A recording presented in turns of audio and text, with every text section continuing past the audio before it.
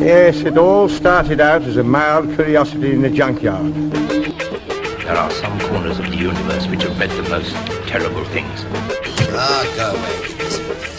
Always remembering, of course, not to reverse the polarity of the neutron. Change, my dear. And it seems on a moment too soon. Decision. Don't worry, it's bigger on the inside. Doctor Who. Excuse me, do you mind not farting while I'm saying the word? More than a big I always read the instruction. Kidneys! How can you kidneys? Would you like a jelly baby? Shut up! Shut up! Shut up! Knock knock. Who's there? People. People who?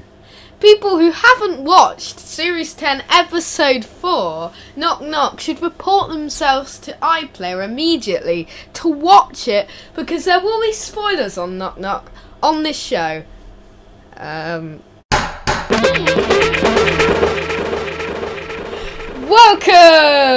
Welcome To another episode of Doctor Who, Time and Space. Episode 211, to be precise, to you guys at home.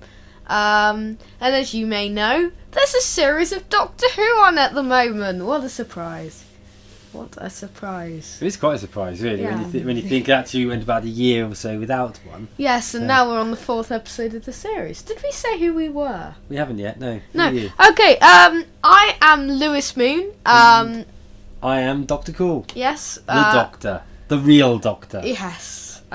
He's actually a real doctor, but he isn't actually.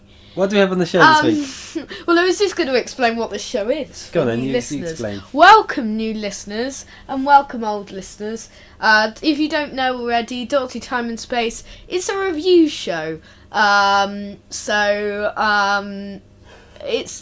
This is a review show, but it's not always a review show. Usually we have separate sections of the show, but because it's a series, it's become Series 10, dictated over the last few weeks and in the next 2 months. So it's sort of like a review preview show with news and stuff. Yeah, as much as we can wedge in, really. Yeah. In just over an hour. Yes, and as you may know, if you're listening to this on binaural sound, then you can hear me in one ear and Decool in the other. In the distance! Yes.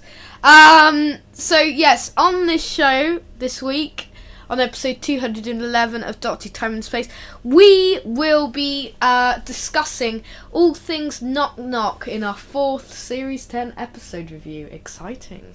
Oh, we'll be giving a preview to the next episode, which is called Oxygen. Yes, it's called Oxygen. We've got our top space set adventures. I will be giving you the news and views from the Who-niverse. Yes. Should we go straight into the review? Let's go straight Let's go straight into the to review. the then. review of Knock Knock. It's loud for us. This part of the show, the next 20 minutes or so, me and Decool will be discussing last week's episode of Doctor Who, Knock Knock. So what was it about? Bill, our new companion friend, who we've known for 3 episodes now, is moving in with 5 students: Shireen, Pavel, Harry, Felicity, and Paul, seeking to room together. And they're trying to get a house, and the landlord, he's just called the landlord, he offers to give them a very large mansion at a very small cost, but they must not enter this mysterious tower. Bill gets the Doctor to help with her move, and the Doctor sort of starts getting to know Bill's friends, which Bill is very annoyed by, and the Doctor's troubled, and he's is he wants to discover what the sounds that the house making are. So like the knocks on the walls and stuff. So Bill's friends start to disappear over the night. All the exits from the house are sealed, and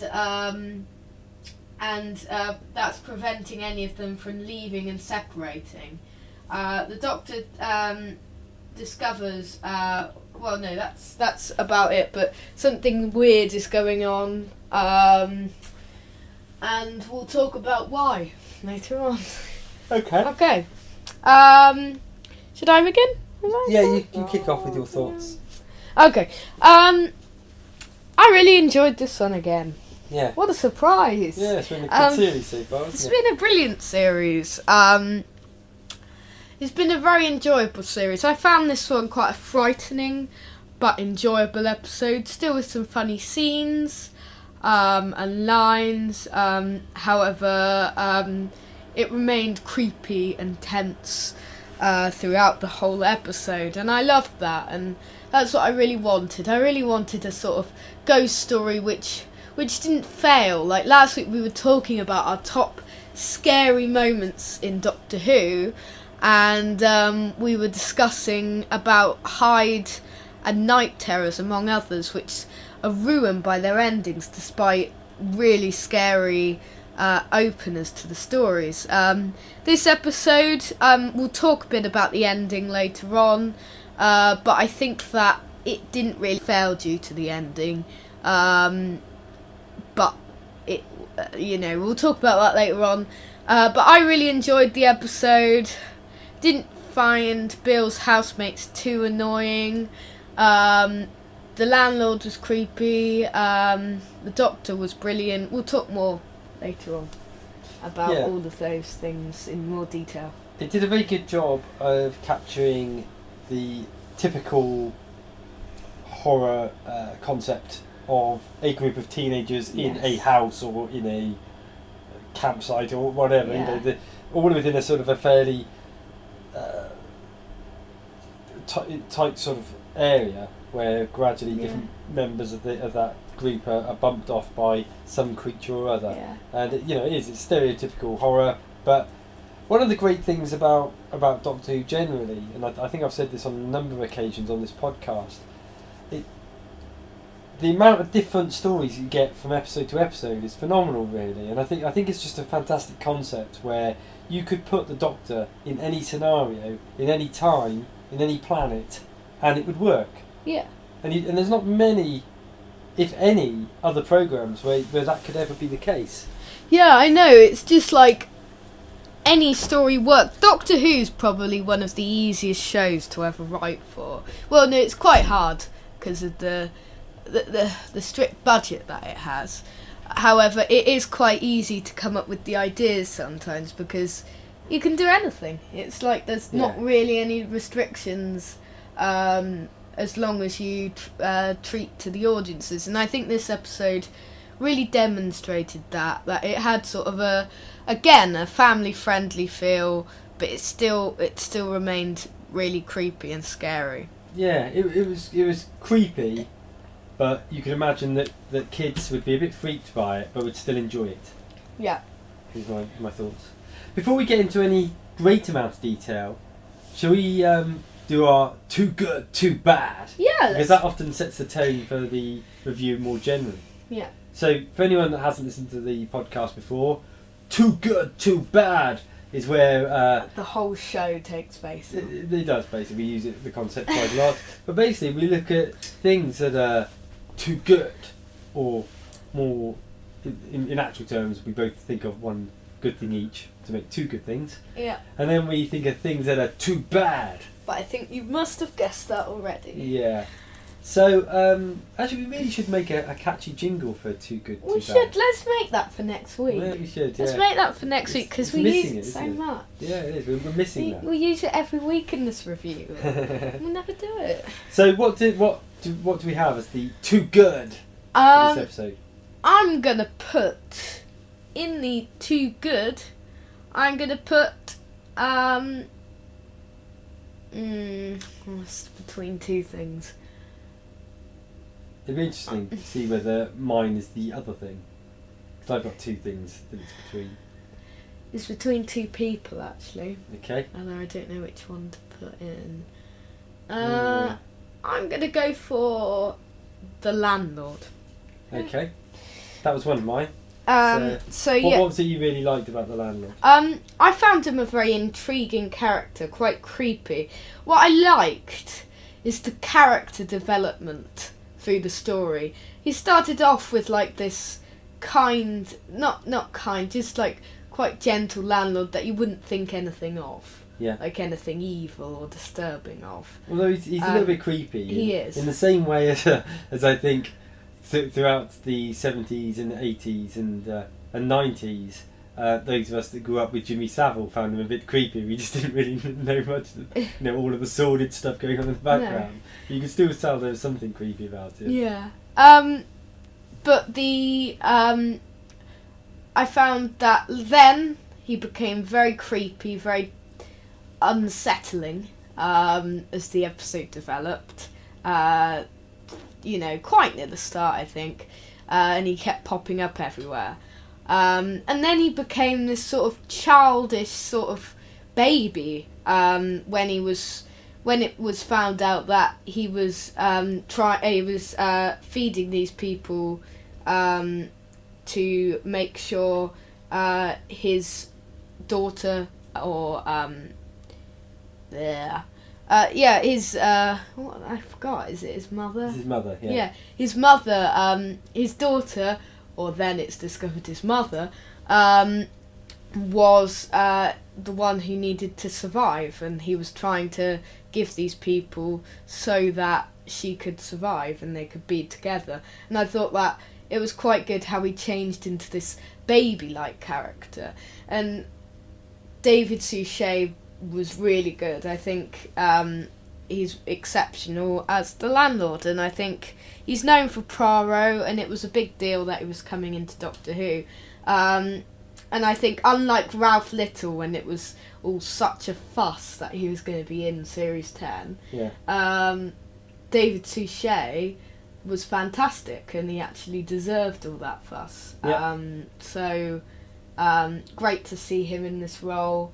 Sadly, probably can't come back as the landlord, but he might come back as a different character one day. I don't know. I'd like to see him back. Yeah. No, he was good actually, and it made for quite a different sort of villain in many respects. Yes. I think my other good for the two good, and it'd be interesting to see whether this tallies with what you were going to suggest as your other one. Yeah. But I think the prosthetics that we used for the I've forgotten her name now. Eliza. I forgot that was absolutely fantastic. I mean, that was as creepy a looking creature, I think, as I've ever seen in Doctor Who. Yeah, I think when she started moving, it's really, really creepy. Sorry, I forgot about that. I would have put that in if I'd remembered it. But yeah, no, she looked really disturbing. When she first came into it, when she first came from behind the wall, it was very creepy. And you sort of thought, is that real? Is that CGI? Is that prosthetics? We'd seen a sort of clip of her, hadn't we? Just a very brief clip of her face coming up from behind that wall or whatever. But there's like a little I forgot what you call it. One of these things you put in a room to split it in half, isn't it? Yeah. So we'd seen that face bit before, hadn't we? But we hadn't actually seen her in any detail. But she was really creepy, I think. Yeah, we hadn't seen her body or anything, but when the promo pics came out, I thought, oh, she looks gorgeous. It's brilliant. Very creepy character. I liked her involvement. Yeah. Well, let's move on to Too Bad, and then we'll come back to our honourable mentions in a minute. But what if you could find bad things out of the episode? What would they be? This is hard. This is very, very hard this week. Like last week, it was quite hard for me to think of a bad. I'm gonna put in there the ending. Okay. Specifically what? So Um, I assume you don't mean the bit with Nardole and then the doctor at the end. You mean No. the ending in the house. the ending in the house. Right, okay. I think that bringing everyone back to life, and having the solution to the story, however sweet it was, however clever it was, I'd say it kind of removed most of the threat for me. Yeah. And it sort of felt like most weeks in Series 10, it felt like the last 40 minutes had been a waste of time when you've got to that bit, because you thought, oh, they've all come back to life. Yeah. And that's Yeah. what happened over most of the last 40 minutes, so what was the point of that? Yeah. But it didn't ruin the episode, I must say. It's just a little tidbit in there. Yeah. Tidbit, is that what It you call didn't really bother me too much. No. I know what you mean. I mean, it would have been better in a way if they'd have just left it that the housemates had been eaten. Yeah, it's the second time in Series 10 where I feel like the ending is my bad. Like Smile, the Yeah. ending was my bad for Too Good, Too Bad. The thing that I thought was quite interesting, and it's just I'll bring it up here whilst we've been talking about the ending, but we'd read in something previously, I think you might have been in Dorm, you might have been telling me, that one of them was actually meant to be Harry's grandson. Harry was Harry Harry's grandson. Harry was Harry's grandson, Harry being the old Tom Baker. Yes, Harry Sullivan. Yeah, that's it. So, I mean, that was quite interesting. Although I don't think there was ever any reference made to that. No. Was there? I don't remember. I was listening out to it, and I don't remember ever hearing any reference to Yeah.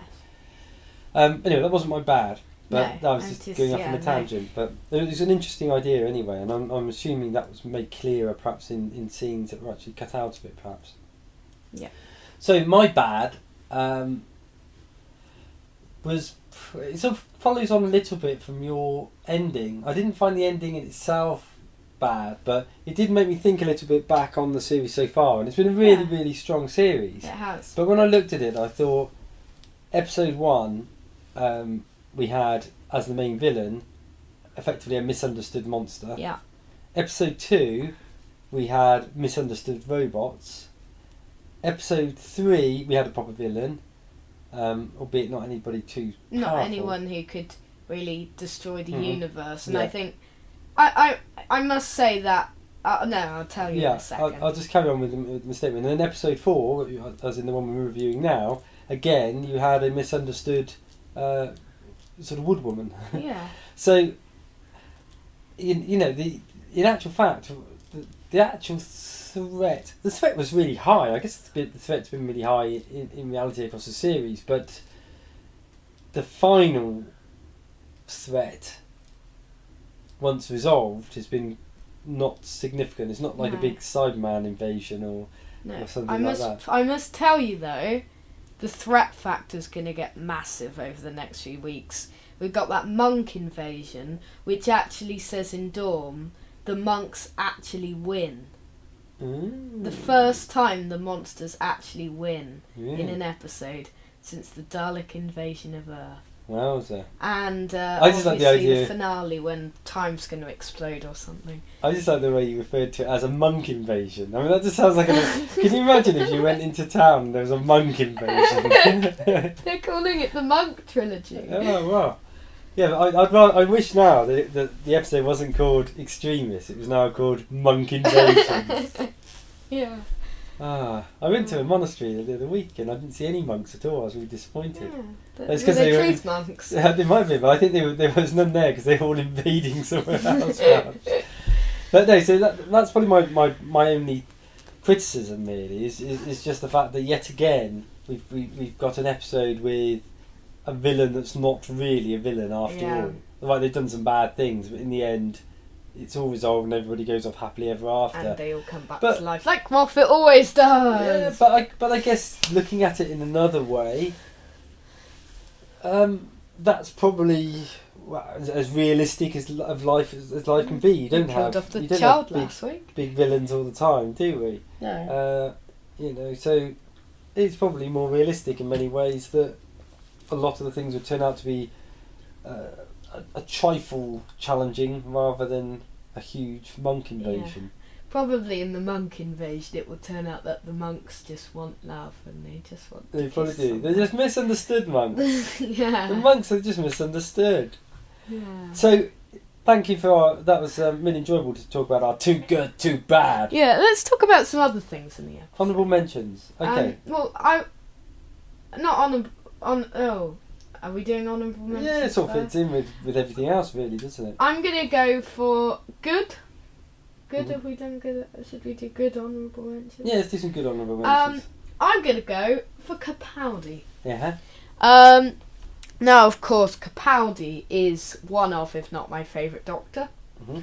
Brilliant Doctor. But I think in Series 10, he's got even better. Because I think Knock Knock, he was really, really good in. And I think he was one of my highlights in it. His performance was really good, as always. It was better. I loved the bit when they were all they first started hearing all the noises and everything, the group of students, and there was all this banging and stuff like that, and then they opened the door. Bill sort of slowly opened the door and the Doctor was there, and that made me laugh. That was very funny. Yeah, I loved the bit where the doctors worked everything out, and then Bill Carry on. Oh dear. Carry on. Weird. No, carry Does on. it still talk? Yeah, no. Oh, please sorry. go. Then Bill go. So yeah, the Doctor. I forgot what I was saying. Oh yeah. No, it's just distracting. What happened there? Sorry. The Doctor. So. So the Doctor. What's it? Oh yeah. You know So what the you're Doctor's on about, yeah. saying something, and then Bill interrupts, and the Yeah. Doctor says, "Why did you say something? I was doing my thing." Yeah, no, that's right. He got there eventually. Finally. Um, It interrupted me whilst I was doing my thing. Yeah. But for those, because obviously you can't see, well, the screen just turned itself off, and that was what And was it's a distracting. TV screen now, as well as a monitor. So I think other things that I thought about the episode, I thought Nardole. Yeah, we'll talk more about him in a second, by the way. Okay, but I really enjoyed that bit with him Yeah. and the Doctor at the end. Yeah, we'll talk about that in a second. Okay, all right. So I'm not allowed to talk about it now. Yeah. Should we go on to talk a bit about with which category this fits into? I was kind of hoping to talk about Nardole. We'll talk about that afterwards. Obviously, I was going to get on to Nadal. Good night, Nadal. Obviously, Bill's housemates. Let's talk a bit about them. Okay. Do you think they fit into the too good category, or just the good category, or the bad category, or both? They just are. To be Yeah. honest, they were they likable. Yeah. They weren't unlikable. Some of them were a bit annoying, but they fitted the. They were no more annoying than what you would get in terms of teenagers in a horror film. No. I think Doctor Who has tried to be trendy. I mean, playing Little Mix in Doctor Who, it's sort of a bit like, oh, Doctor Who's trying to be down with the kids. But I found Have that quite funny though, It because was quite funny scene. because it was making fun of Bill's music taste, really, Yeah. wasn't it? So I thought that worked quite well. I thought it worked quite well. It's just Doctor Who has tried to be trendy, if you notice, in recent years. Yeah, it does. Even introducing the sonic sunglasses and the guitar. It's sort of like, oh, you're really trying to relate to children, aren't you, here? And Series 9 it didn't work, but this series it has. But I thought some of the youthisms were a bit but, you know, it's just typical teenagers. I didn't mind them at all. No, I thought they were okay. I thought they worked quite well in it. So let's go on to the thing you want to talk about. Don't want to And anymore. I want to talk about Nardo and the Vault. Yeah, okay. So, like last week, We get a little tease at the end of what's behind the vault. Yeah. Let's discuss then. So, Nardole.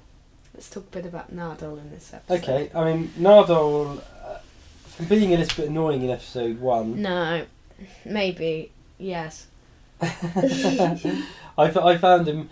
It wasn't that so much that he was annoying, he was just not really necessary. Albeit, though, there were some funny lines, Yeah. I'll give you that. But And we listened to a bit Yeah. today and you couldn't remember it. So. no, that's right.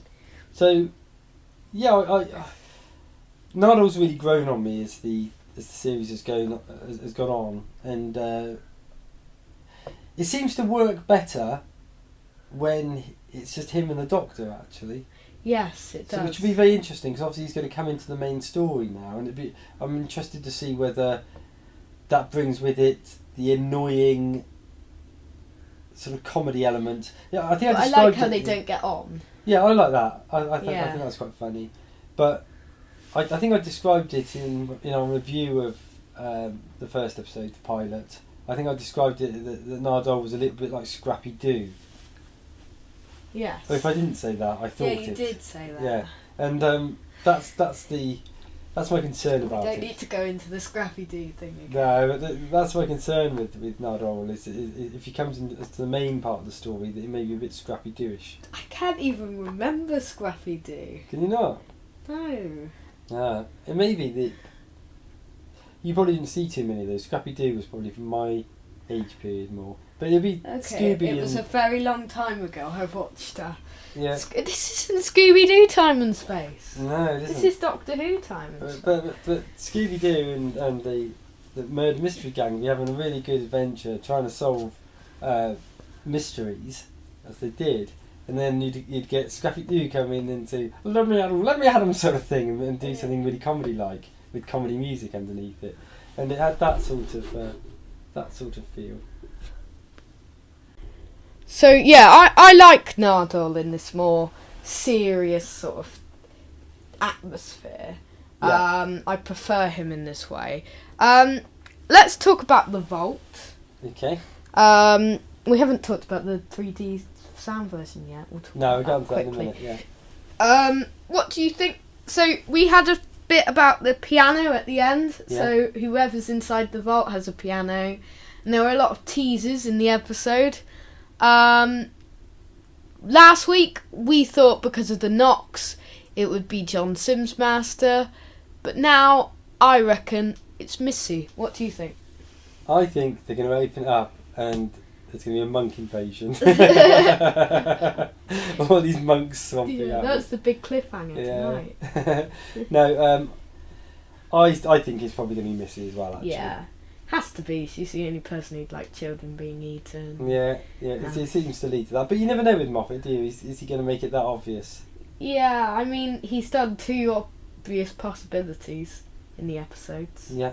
So I think it's Missy. Susan, I've got a theory. I won't tell you just in case it's a spoiler, but anyway. What if Missy is actually not really the master, but Susan? What? She's Susan! been corrupted. Ah! She's been corrupted. What if she's Captain Jack? Oh, it could be. What do you make then of the Vault? You enjoying the Vault? I'm intrigued. I think it's a perfect story arc. I love Yeah. these teasers. Last year, the hybrid story arc didn't work at all.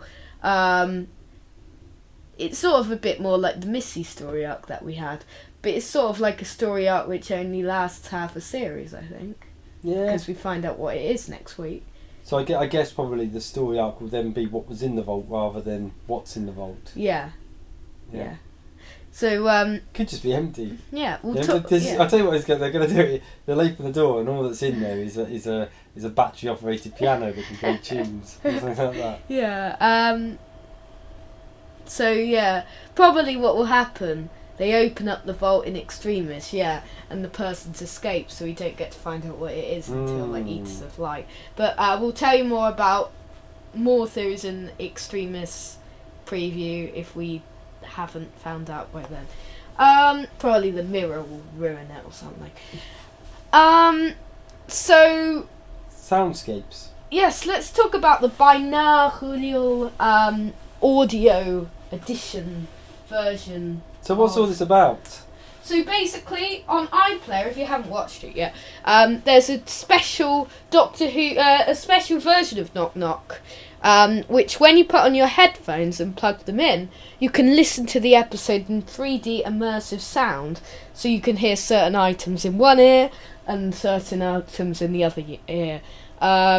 It's sort of like for this creepy sort of episode.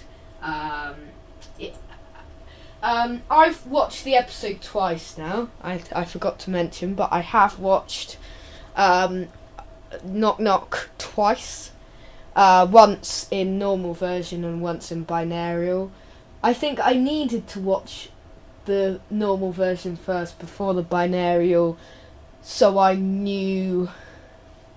It would have been scary if I didn't, but it's so that I know what it was like both ways. Yeah. And I would like to know the difference. So I think it really worked. I like the concept. Yeah, me too. I like the whole idea of having this sort of recorded in a sound special, so you could watch it afterwards with that cool effect. In most of the episode, it didn't make any difference. No, I must be honest, but it worked quite well in certain scenes, like the opening sequence and the door slamming scene and stuff. But can I at that point then, whilst you're talking about scenes, can I introduce a new thing into this? Oh no, what is it? It hasn't got a catchy title. I've been desperately trying to think of one, but I haven't. Best scene. Okay, that's a bit boring. I'll probably think of something cooler to call that at some point in a few months. But best scene. The bit I liked the most. Yeah. Now I don't know whether you count it as a few moments, but there's a creepy.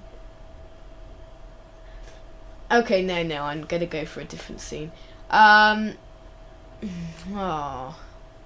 I'm gonna go for the scene where the Doctor comes out in the door. Yeah. Where they open up the door. That was certainly the funniest bit, wasn't it? That was certainly the light in the scariness. And I think that another scene I loved, it was sort of like the tensest bit, which was just after Felicity was dragged into the trees, and it all went all very tense and dramatic and stuff after that. But around that bit. I think the scene when Bill and the other girl are talking to that guy who goes into his bedroom, and then you hear all the banging around as he's sucked into the wall or whatever, and then they start knocking on the door and you get the knocks very coming good back. sequence. That was a really good scene. And then probably the best scene, to be fair, was the scene with when the Eliza is introduced into it. I've already talked about that, about how scary that was. That was a really, really good scene. So what did people think over at Twitter on the binaural edition of Doctor Who of Knock Knock? So 16% of people thought it was terrible, 15% of people thought it was alright, 23% thought it was good, and 46% thought it was fantastic. That's not the episode, that's the binaural bit. So mostly fantastic, but quite a high majority, quite a high section of terrible and alright. 15 and 16. What did people think of the episode more generally? So as a whole, the episode was very popular once again, because this series has been very popular over the Twitter polls. We set them up on the day after them airing. 5% of people said it was terrible, 14% alright, 33% good, and 48% fantastic. Fantastic. Should we do a sum up? Yeah, let's do a sum up. So I thought that Knock Knock was a very creepy, atmospheric story, written by a fabulous new writer, Mike Bartlett, and I really do hope he comes back. Bill's housemates weren't too annoying. There was a great setup for things still to come with Nardole and the Vault, and he wasn't that bad. The landlord was very good. Peter Capaldi was brilliant, and there were some funny scenes amid the very dark scenes. I'm going to give it an 8.5, which is the same as what I gave Thin Ice last week. Okay, just to add on to that a little bit then. So my take on it was a classic take on the classic horror format, which was ideal for the audience, I think, that we want Doctor Who to have, really. Yeah. The Landlord was a welcome addition to the villains that we've seen. The actual monster in it, if you could call it a monster, Eliza, was really creepy. Probably, well, certainly up there with the best effects that we've ever had for a Doctor Who episode. I liked the fact that it was based predominantly in one single room. I thought that was very, very clever. It had a really good pace to it. Yeah. It went really, really quick, actually. It was a really fast Yeah. one to watch. The Doctor and Bill were, as ever, brilliant. I loved the way that we got to see that the Doctor was actually annoying Bill a little bit because he was hanging around. But I bet you by the end of it she was glad he was there. What started off as probably in the previews for the series as being something that bothered me, i.e. the idea of there being giant wood lice underneath the floorboards, which just seemed a bit corny, actually worked really, really well. Yeah. So sometimes the BBC doesn't really help itself, I don't think, with the way that it promotes things. No, it doesn't. Definitely not. So yeah, all in all, really enjoyed it. Potentially, possibly, even my favourite one so far this It's getting season. better. I'm going to give it an 8.4. Yeah. Okay. Very good. Very good. Very good. Okay. Okay. That's it for our Knock Knock review. That was long. Should we go into the news? News it is.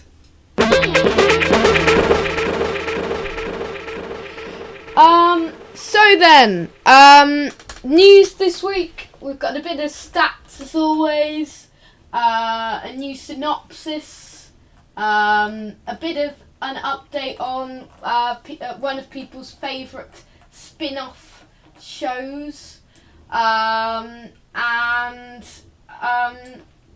some new Doctor rumours. Okay. So what are you going Okay. to kick off with first? I'm going to kick off with the ratings then. Okay. Let's start off. Knock Knock then has received overnight figures of 4.32 million, which are up on the last 2 weeks. Oh, wow. So up on Thin Ice, which got 3.76 million, and up on Smile, which got 4.25 million. So what was which it is again? Really good. How much? 4.32 million. Okay. I wonder why that was. I Well, don't maybe know. people like the trailer because people Yes. like a bit of horror, so maybe Yes. that enticed them in. What was the AI ratings like in comparison? Okay, so AI, it received an 83, which was down on Thin Ice, which got 84. However, it's the same score received by both the pilot and Smile. Okay. So we've got 3 episodes out of the 4 which have an AI of 83. Okay. So it's all faring quite well with the people. Nothing 82 yet, actually. Yeah. I think it's interesting that a lot of the episodes got the same scoring, because I think actually the quality of the episodes has been very, very, very, very similar. Actually, I think there hasn't been any weak spots yet. I mean, arguably in my mind, and I know I'm out on my own a little bit there, but probably the opener, the season opener, was probably the weakest point of the season so far. But No. Smile was. no, Anyway. I preferred Smile. But I preferred the pilot. Okay. Thin Ice. Consolidated figures. You may know that ratings weren't that great for last week, but that's obvious. We're not going to go into ratings talk. It received a consolidated figure of 5.51 million, which was down on the pilot and Smile by quite a lot. So kind of sad there, but it wasn't that bad in ratings. Still about a 2 million rise. yeah, which I think shows that a lot more people are watching it on iPlayer. Yes. Because I think we've also got to remember the overnight figures. Am I right in thinking the overnight figures do include iPlayer, don't they? Overnight iPlayer. I'm not sure. I think so. Yeah. I'm not sure, or whether it might just be people that have recorded it and watched it. That Yeah, way. it might be. I think it is actually. Okay. But one way or other, I think people aren't watching live TV anywhere near as much. No, But they aren't. we've talked about that a million times. I'm not talking about it. I can't bother to talk about that again. I think the amount of times we have talked about ratings is just unbelievable.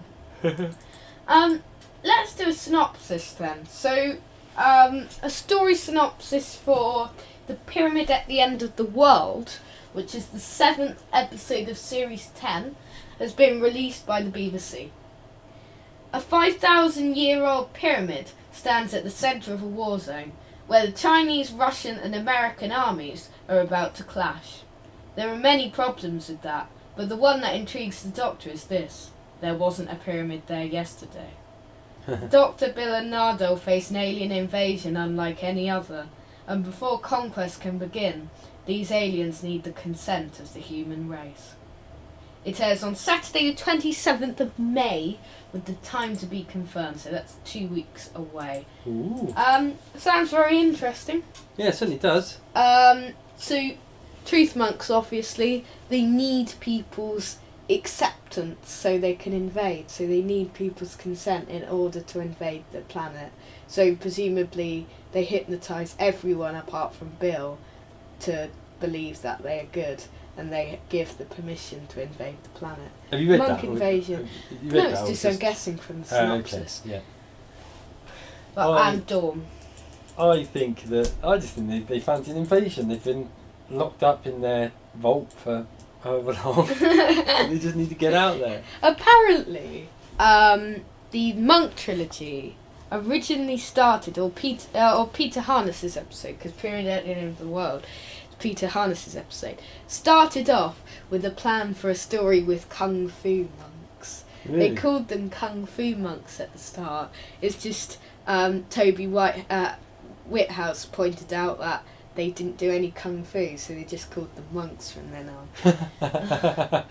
Oh no, I want a spin-off series about the Kung Fu monks. That would be brilliant, wouldn't it? Invasion of the Kung Fu monks. Invasion of the Kung Fu monks. Do we have other news, sir? I know that we do. It's just a segue into the next bit. Yes, we do. Let's talk about Torchwood then. We touched on this a little bit last week because the news just came out live last week. But Torchwood Series 5... Oh god, all the news sites have... Everything's stopped. Everything's gone blank for a second. Oh dear. It's all frozen.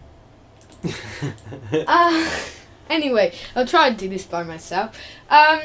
Big Finish have announced that Torchwood Series 5 is officially happening, but there's one thing: it's as an audio drama. Okay, so how many series was there on the TV? That's four, Four. is it? So this is just going to carry straight on from there. Yes, it That's is. interesting. Carrying on from Miracle Day, Aliens Among Us is a brand new series of 3 audio box sets. One's released in August, I think. One's released in... I can't do the news like this. One's released in October, and one's released in January. Okay. So what that probably does scupper is any chance of the series ever actually being on the TV again, doesn't it? It does, yeah, and I think that I think John Barrowman's probably said that there's no point trying to. Stephen Moffat apparently was trying to stop it. Remember when there were rumours There was that rumour, wasn't there? Yeah. No, I think RTD's overseeing this series. There's 12 new episodes of it coming, and we've got loads of brand new characters as well as the old lot. So, story details wise, so Captain Jack and Gwen Cooper have restarted Torchwood in Cardiff, home of the original Torchwood 3. But it's very different in Cardiff. Something terrible's happened to the city. With every day getting darker, will Torchwood need to adopt a whole new approach? So, there's some brand new characters who are joined by who are joining John Barrowman, Kai Owen as Rias, Eve Miles as Gwen, and Tom Price as PC Andy. But yeah, the new cast, Paul Clayton's playing Mr. Colchester. Alexandra Riley's playing Nook. Nook, that's a great name. NG. Johnny Green is playing Tyler, and Sam Burratt is playing Orr.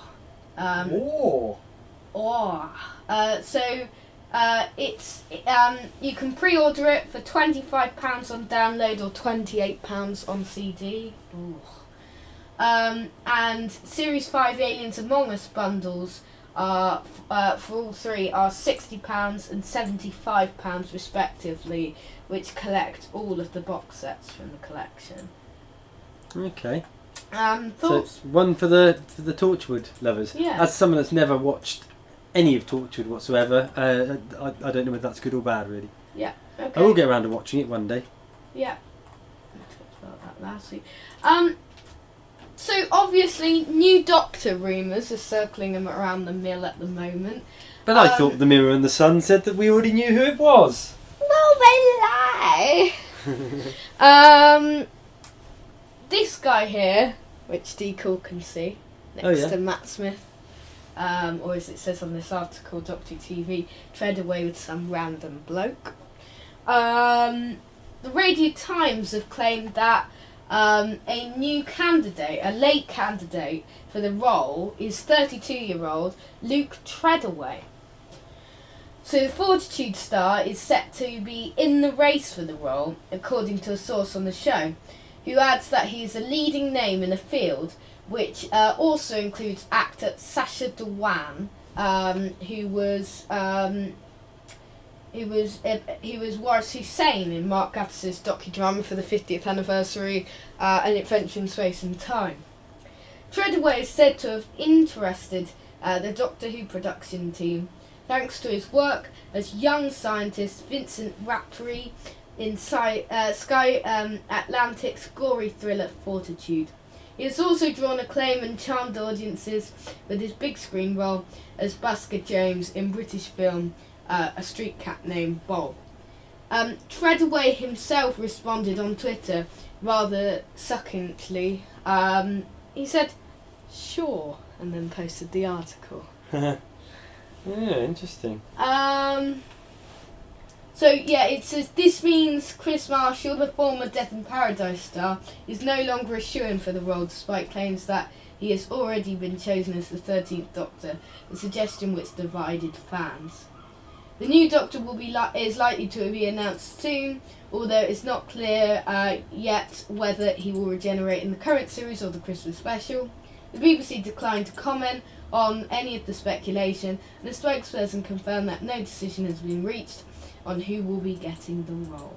Oh, that is interesting, isn't it? So, I think we are obviously going to have to wait till the Christmas special to see the regeneration, aren't we? We But, are, yeah. But I unless think we find that maybe that guy will be in the vault tonight. Who knows? Maybe, or in a couple of maybe. weeks' time. Let's go on to say about Nerd Block. Nerd Block. What's Nerd Block? So, I'll tell you what Nerd Block is. I'll save Lethbridge Stewart till next week. You'll have to wait. Okay. So Nerd Block, in association with BBC Worldwide, is launching the Doctor Who official block. Subscribers will be able to receive exclusive and limited edition collectibles from their favourite Time Lords. The bi-monthly block will include 5 to 7 mystery items each month, allowing fans to get their hands on official Doctor Who merchandise. This month's block features an exclusive 6.5 10th Doctor figure, inspired by the 10th Doctor's final episode, The End of Time Part 2. So it's Nicole Giffen is the official block lead buyer, and she decided to include the figure in the first block. I still don't understand what the block means. What do we mean by block? I don't Is know. it like a goodie bag? Sort of Yes, thing? it's a sort of like a like the mystery nerd box Okay, yeah. things. Yeah. But this here that Deacle can see, it's from the end of time, tattered sort of Doctor. Yeah. They've also released the TARDIS one for the next one. Thoughts? Yeah, it's alright. Yeah, so you can go to the show notes at mrlewismoonadventures.weebly.com, where you can find, you can visit nerdblock.com to get more details on these, and you can probably pre-order them or purchase them or whatever. Fantastic. Yeah, let's move on to our final item this week. Our final item. I thought we had 2 more items. What? I thought we had a details of the next episode and No, I mean on final news. a final news item. Final Sorry, news I item. thought you were hurrying us along a bit too quick. So Final news item then. former Doctor Who producer Philip Hinchcliffe Uh-huh. has been honoured with an award for outstanding contribution to the programme, presented by the Doctor Who Appreciation Society, or DWAS, last Saturday. Was. Hinchcliffe was the producer of Doctor Who from 1975 to 1977, one of its most fondly remembered periods, the early Tom Baker era, that is. He was producer while the DWAS was being formed by a number of students, anxious to discuss and celebrate their favourite programme.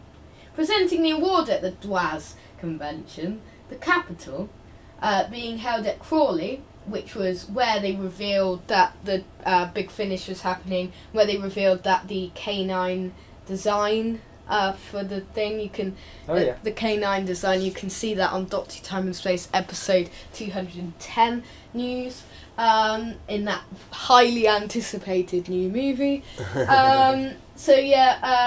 It was Jeremy Bentham spoke at the support the fledgling organisation has received from Hinchcliffe and the BBC. That support helped enable the group to grow from a small college-based club to become a national society approved by the BBC.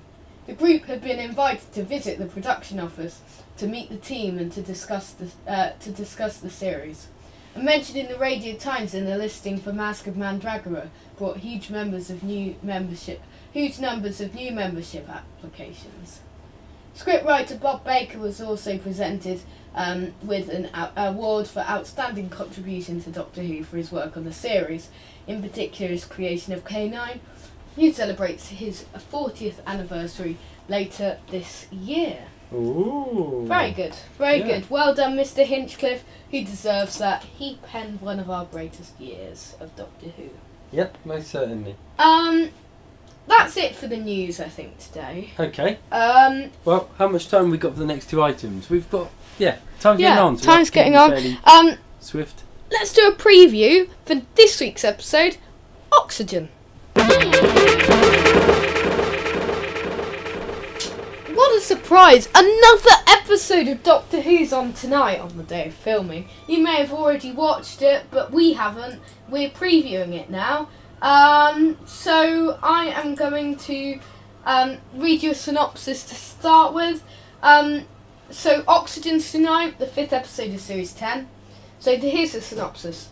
The Doctor, Bill and Nardole answer distress call in deep space and find themselves trapped on board space station Chasm Forge. All but 4 of the crew have been murdered, and the dead are still walking. In a future where oxygen is sold by the breath, and spacesuits are valued more highly than their occupants, the TARDIS crew battle for survival against the darkest evil of all. Thoughts? What's the spacecraft called? Chasm Forge. I thought you said Chaz and Dave. No. That would have been a fantastic name for a spacecraft. Yeah. Brilliant. He gets subjected. Not only is the oxygen being taken away, but also he gets subjected to Cockney music for until That's your interesting. last breath. That's very interesting. Yeah, no, I think it certainly sounds and looks like it's going to be another really Yeah. exciting, creepy episode. I like the look of the zombies that are in it. Yeah, and it's written by Jamie Matheson, who penned Mummy on the Orient Express Yep. and Flatline. Yeah. So when it comes to your zombified creatures, he's somebody that you can rely on. Yeah, he's really brilliant writer. Yeah. I'm excited to see what he does to the show this time. Apparently we'll get this massive cliffhanger that's happening tonight. So I'm a little bit confused by this because I thought that initially they were talking about there being a 3-parter, but this wasn't one of them. But presumably, if it's got a cliffhanger in it, it must be part of that. It must be a 4-parter, surely. Yes. It is a 4-parter, but it's only because of the ending that it makes it. Because it's got 3 cliffhangers in a row, that doesn't make it a 3-parter because it might not link with the actual episode. Okay. It's not actually part of that big 3-parter. There'll be a start to next week's, maybe at the same location as Oxygen, or Yeah. maybe a different place. Might be a lead-in tonight, I don't know, but we'll have to wait and see, and we'll let you know our thoughts on that next week. Yeah, sounds good. Yeah. Okay. What are you particularly looking forward to about this one? I like the idea of sort of like the future where you only have 3,000 breaths and the spacesuits are killing you, and that it's sold by the breath, oxygen. Sold by the breath. Certainly sounds original, doesn't it? Yeah. Yeah, and it'll be interesting because it's going to be the first time that we get to see the time for all 3 of our heroes. Yes. So we're going to get to see Haven't heard that Nardole. phrase for a while. We're going to see Nardole in actual action rather than just moping about the vault. Yes, and we So- know why from the clips. Yep, that we do. We've seen. I'm intrigued to see what it's like just based on the fact that that first series of Capaldi's, when Matheson came in and wrote 2 absolutely fantastic stories. I did enjoy the Girl Who Waited, but it was Died. Girl Who Died, sorry, but it was definitely not up to the same standard. It was more dispensable, wasn't it? More of a throwaway comedy episode. So it's intriguing to see what happens this time round.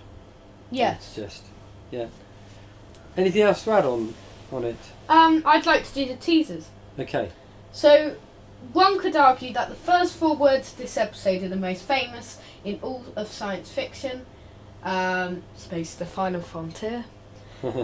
In space, no one can hear you daydream. I don't remember that constellation. What's this got to do with crop rotation?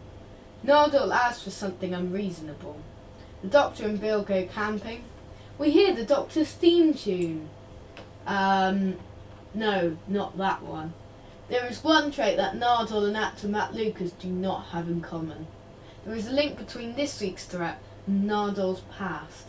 The lesson on superpowers from Listen gets mentioned.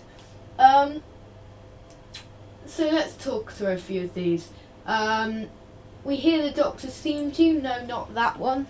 New theme tune for the Doctor. New music, apparently. I always get excited when it's the do do do music. Yeah, I think that probably doesn't mean what it suggests. It would be something else. Okay. Like Little Mix or something. There is one trait that Nardole and actor Matt Lucas do not have in common. Yeah, I don't know. Intriguing. There is a link between this week's threat and Nardole's past. Very intriguing. Yes. Nothing to add though. The lesson on superpowers from Listen gets mentioned. Yeah. Yeah, okay. Okay. Intriguing. Yeah, intriguing. Nothing that fun. really jumps out from that. No. They're usually so cryptic that they don't mean anything like what they do anyway, do they? No, definitely not. Second set then. You look like you're trying to run. Would you like some help with that? Can you shut your girlfriend up? Great, we rescued her. Best friends are. What happens if I throw up in my helmet? We've seen an aspect of this week's threat before in the Sontaran stratagem. Ooh. Apparently, Ram's bionic leg is one of many spare body parts the Doctor has lying around. Whose leg? Ram. Oh, really? Best line. Well, I've got no TARDIS, no Sonic, about 10 minutes of oxygen left. Can you imagine how unbearable I'm going to be when I pull this off? Too many rescue ships. That's a first world problem. Bill's mom. Okay, so let's talk about some of these. An aspect of this threat before in the Sontaric stratagem. Do you reckon Atmos, something relating around that idea or similar concept? I've really no idea, actually. I don't really remember Sontaran Stratagem very well. I think I've tried to wipe that one from my memory. Okay. Remember the sat-navs? No. Oh. No, Okay. I think I have just tried to wipe it out of my memory. It was not a great episode. No. Apparently Ram's bionic leg is just one of many spare body parts. What do you think that means? Do you think Bill will be a disabled, gay, black person? Maybe. I think maybe it's got something to do with different bits of Nardole. Okay, Because yeah. Nardole's Of head course. obviously came off. Maybe it's the main bits of Nardole. Yeah, sorry about that last remark. It sort of sounded a bit wrong. I'm sorry. Anyway, Bill's mom. Yep. Explanation mark. Yes. She's probably going to be in it. Okay. It's interesting. Not too much to say. Okay. Yeah, they're not such a not quite as intriguing sort of set of questions this time around, are they? These ones? No, it isn't. That's what I thought. It's not as good as usual. Those. Yeah. I suppose they can't really spoil much. No, that's all right. No, what are your general thoughts then? Do you think this is going to be up there with the quality that we've seen so far Yeah. from the series? From what I've seen, I think it will be the best one this year. Yeah. Well, best one so far. Sorry. I think it's going to get better every week. Yep. And you said you were quoting a critic earlier on that said something along these lines, didn't you? What? The critics were generally saying Yeah, that it gets they better. were. So that's promising, isn't it? Yes, very, very. I still think there'll have to be a Duff one somewhere There has in to the be. season. Eaters of Light, probably. Yeah. Or Empress of Mars. Yeah, I don't know.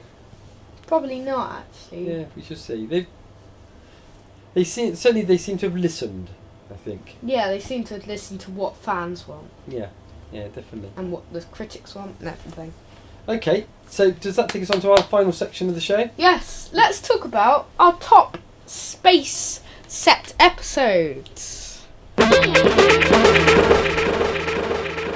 We usually do this, and I usually do some weird hand expressions which you can't see. But we usually do this. That there's sort of like features that we usually do, sort of like top things every week. We did top companion debuts, we did top robots, we did top Victorian historical episodes, and top scary episodes. This week we're doing top scary. Top space. Top space set episodes this week. Yeah. And we're going to be discussing our favourites. Okay. So let's do this in the style of too good, too bad. Okay. So 2 good space episodes or space moments, Yes. and 2 bad ones. I'm going to say the Ark in Space. Okay, yeah, that is a real highlight. What was it you particularly like with that? But gives us a bit of a background for those that aren't au fait with the classic series. So, The Ark in Space is a classic Who story from 1975, which featured Tom Baker as the Doctor and had Sarah Jane and Harry Sullivan. It's sort of it's Tom Baker's second story, and it's just basically entirely set on this space station Nerva. And I think it's a very intriguing story because of the sort of quite limited space that the story's set in, and the bubble wrap monsters. The first part is like entirely the Doctor and his companions. I think that's a very intriguing story. Nobody could say it's not a classic because it is a classic, well-remembered Doctor Who story, and it's brilliant. I love it. Okay. I think my good one, whether or not you agree that it falls into this category or not, it's still going in there. I think it would have to be Midnight, Yeah, okay. which sets us on in the future with most of it is the Doctor and his fellow passengers on this sort of journey, and one of the people is sort of like possessed by this creature, Yeah. and the whole story really is the interaction amongst all of the passengers as they deal with this threat. I And would it's agree. very, very original. I Really would good film. agree. It's possibly RTD's finest script. I think it probably is. Yeah. Yeah. Assuming it is his. Yes, it is. Yeah. He works really well on it. Yeah. This followed by Turn Left. It works out as a really good set of episodes in a row, Yeah. leading up to a big finale. And lucky for you, it's not got Donna in. Yeah, I know. Despite being in the Donna series, it's relatively Donna-less. Wait till you watch Turn Left. But I would agree on those two. Maybe the best new Who and best classic Who.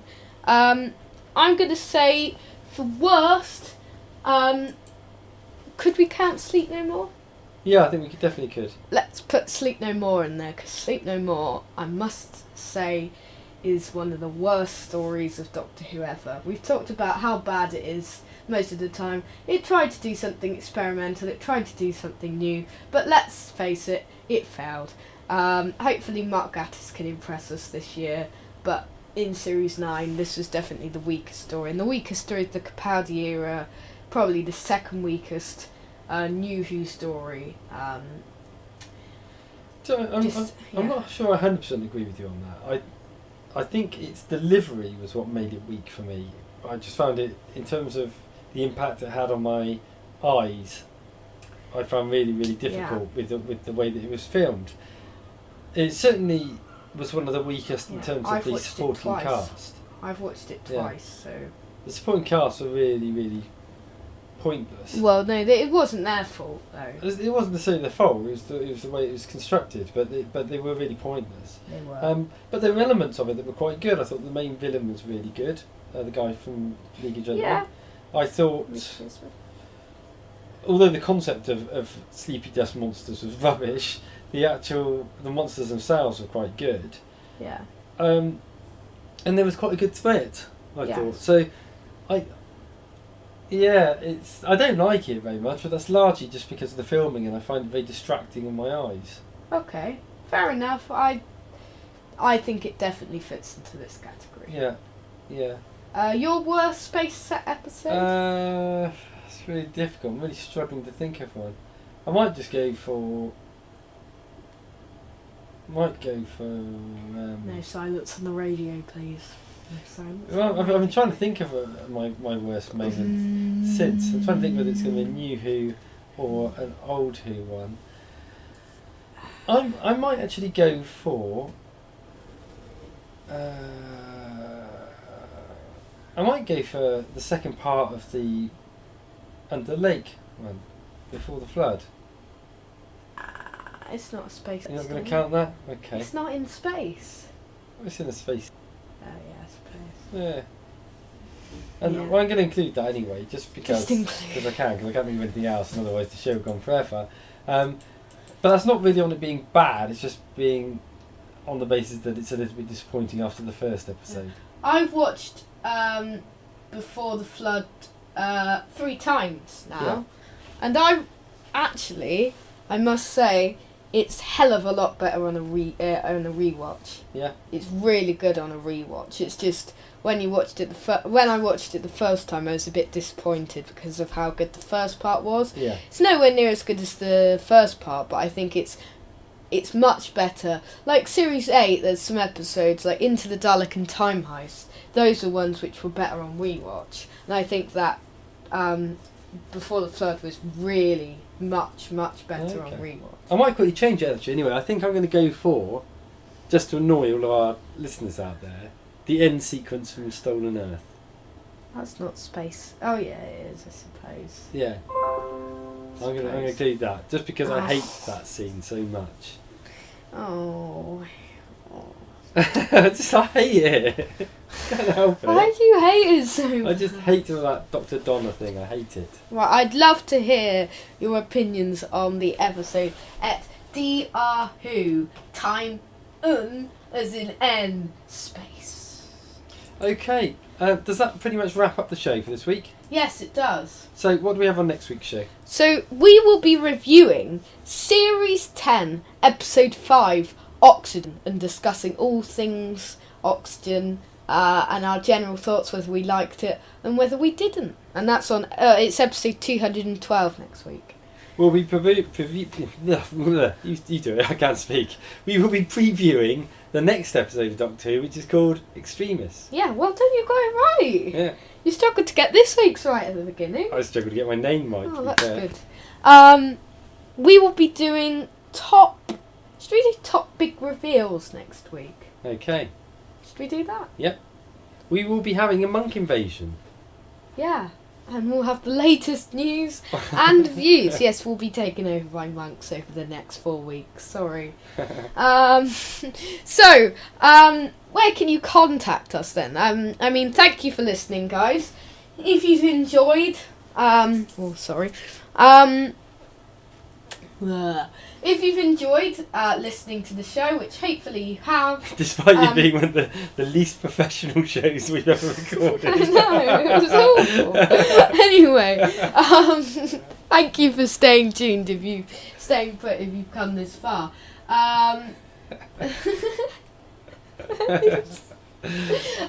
But at DR Who time and space, you can have a bit more of ourselves, because even though you may agree that it was awful, it was actually quite entertaining today. It was. And we always have great fun. And that's what this show's all about. It's us having fun, Yes. talking to you, and hopefully you have at least a little bit as much fun as us. Yes, it went wrong about 3 times on this show anyway. Doctor Who at DR Who time and space, and you can tell us about Oxygen, Knock Knock, Extremis, the Monk Invasion, your top space set stories, your top big reveals, anything you want to talk to us about. And you can vote in our Twitter polls too every Sunday. Excellent. You can also contact me if you want to. I'm Mark with the C, and that's Mark Freak Geek. You can also go to Doctor Time and Space on Podomatic, Mr. Lewis Moon Adventures.weebly.com on Weebly for my website, Miss Lewis Moon at YouTube, and then on iTunes and Doctor Who Podcast Alliance at Doctor Time and Space. So all of that malarkey to get your scribblings down and listen to some previous episodes of the show, which, to be honest, were better than this one. Which were better than this one.